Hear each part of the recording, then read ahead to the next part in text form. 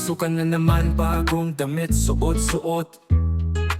Bagong sapatos, bagong bag at aklat ang binubuhat.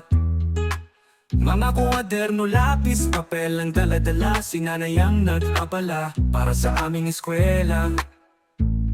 Hela, pero ako'y kinakabahan sa bawat hakbang sa paaralan. Maraming sigang nagkalat, ako'y laging pinagtitripan. Sa sulok natatakot at umiiyak. Magsumbong sa teacher ako para wasalot.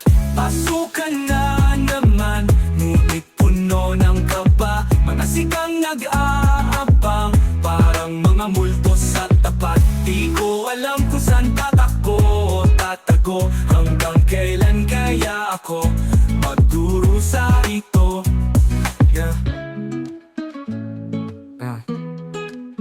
Mga kaibigan ko ay parang nawala na. Takot din sila sa mga sigang laging may drama, laging mayabang, akala mo'y hari ng daan. Di ko alam paano ko to haharapin ngayon. Gusto kong mag-aral, ngunit ako'y nahihirapan at kinakabahan. Sa bawat sulok ng paaralan, ako'y nagtatago. Kung ang teacher ay di maniniwala sa aking kwento.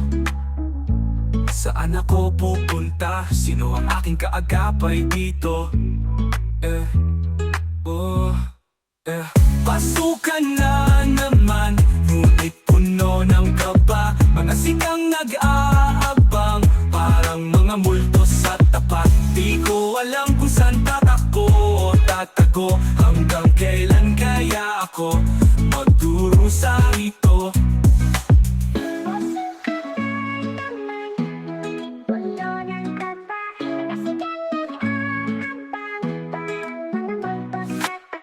Di ko alam kung saan tatakbo o tatago. Hanggang kailan kaya ako magdurusa ito.